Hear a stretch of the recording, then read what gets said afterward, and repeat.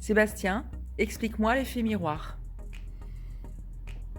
L'effet miroir, c'est un outil dont tu peux te servir pour deux aspects.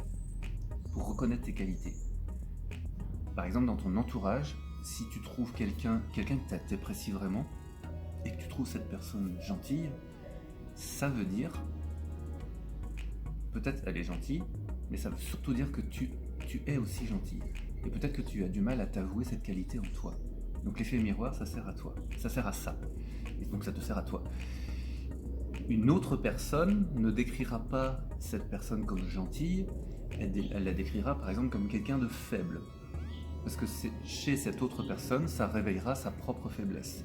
Donc c'est pour dire que les qualités que tu trouves à quelqu'un, il n'y a que toi qui les trouves. Donc ça veut dire que ça réveille quelque chose en toi. Donc ça c'est pour la partie agréable de l'effet miroir. Il y a l'autre partie qui est la partie un peu moins agréable, c'est ce que tu n'aimes pas chez les autres. C'est que ça réveille quelque chose en toi. Par exemple, dans une équipe, il y a un chef ou une chef, il y a des gens qui vont dire ce chef il est génial parce qu'il me guide, il me fait du bien, enfin voilà, super. Et t'as d'autres personnes qui vont dire bah non, il est trop autoritaire ou elle est trop autoritaire. Donc le problème, ou la source ne vient pas du chef ou de la chef, la source vient de quel effet ça nous fait à l'intérieur. Exemple, il y a des gens qui passent dans la rue qui parlent très très fort. Et ça t'énerve, ça t'agace. Donc là, mais ça n'énervera pas tout le monde en fait.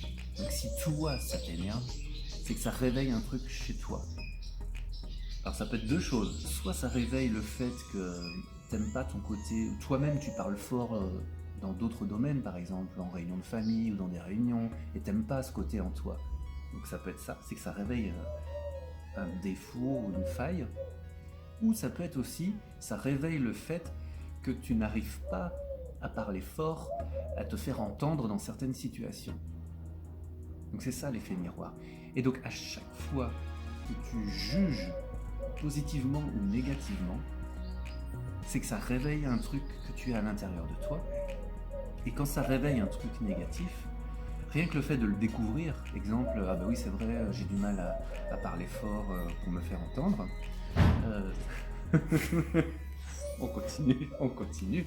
On va aller jusqu'au bout de cette vidéo. Ça veut dire que, pour toi, ça veut dire que ça, donc que ça réveille un truc en toi. Et le fait de l'avoir découvert, d'en avoir conscience, suffit déjà à le guérir. En fait.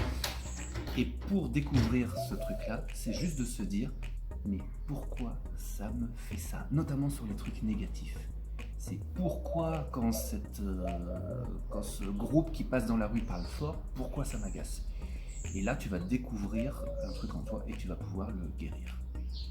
Donc, voilà Nathalie, c'est quoi l'outil miroir?